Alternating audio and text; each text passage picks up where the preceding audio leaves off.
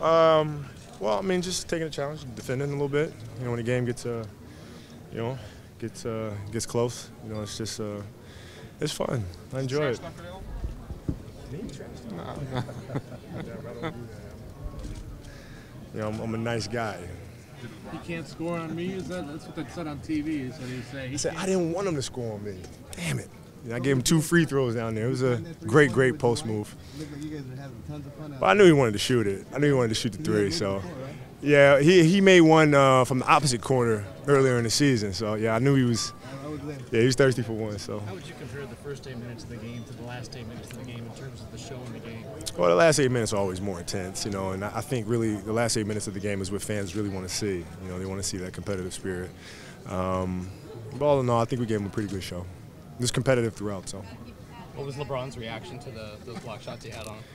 I didn't really say much. He said I fouled him, and I said, well, yeah, I pretty much foul every play, but you know, I'm an '80s baby. You know what I mean? That's what we do. What was your favorite part of the game? Defending at the end. I mean, that's what really. I mean, it's the challenge of doing with what everybody deems impossible. That's the fun part. Kobe, could this possibly be your last All-Star game? No, I'm under contract next year. No way. I'll be back again. Kobe, obviously you've taken a little bit more of a leadership role. You know, it's obvious that the guys look at you, in a different way, and you're a lot quieter than you used to be. No, I talk with the guys a lot. Actually, I'm more vocal now than I have been in the past. You know, it's as far as leadership goes. Well, yeah. I mean, I do a lot of talking with the fellas and a lot of the young fellas, and who like to pick my brain with some of the nuances of the game in different areas that I've kind of learned throughout my career. So I enjoy that aspect of it. What are your thoughts on Chris Paul, the way he closed out that game? I love Chris, man. He's intense. He's a heck of a competitor, and I enjoyed spending time with him this weekend, even though they served us up pretty good before we got down here. He's just a great competitor. Who are the players over the course of your career that you've enjoyed defending and the challenge of defending? Yeah, I've been in the league this long and playing so many All-Star games. I've seen many generations. I've seen pretty much 3 generations.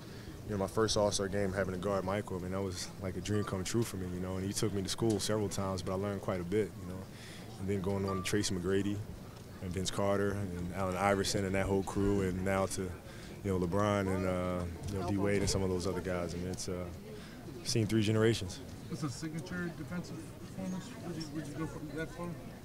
I don't know if it's signature. I mean, I'm known for my defense, I can defend. I'm pretty smart about how I defend and stuff like that, but I don't know if it was signature or not.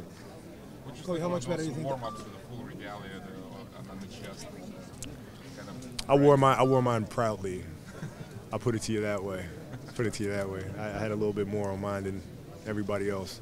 I was just very, very happy that when I looked across the locker room, Tim only had 4 trophies and I had 5. That made me feel really good. I rubbed it in a little bit. Kobe, how much can we expect the Lakers improve in the second half of the season? Well, I think we've been playing pretty well.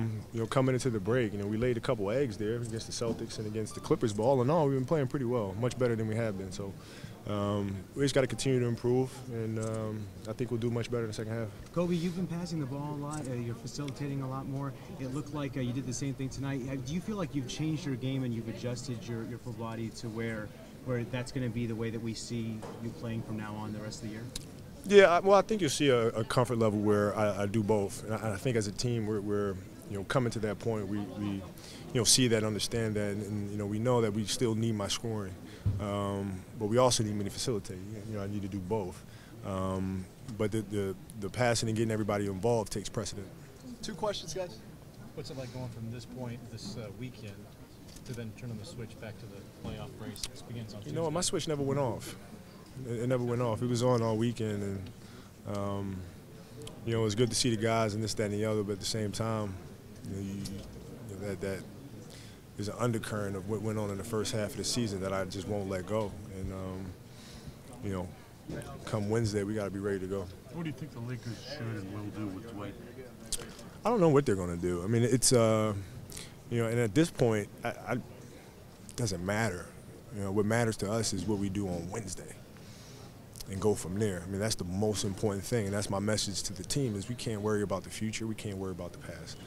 And we have to focus on the present, and we really have to maximize every single game, every practice. You'll always be a joy to watch, Kobe. I don't know. Honestly, I really don't know what the heck's going on with that, and I can't afford to. I mean, it's a fine line for a player like myself to get involved in that situation because now you become distracted of what exactly you need to do as a leader with the team that you have assembled. So instead of wasting my energy thinking about what they might do or what might happen, I have to focus on the pieces that we have and how to reach every single one of them individually to bring out the best in them. And if I don't obsess about that, we can't get nowhere.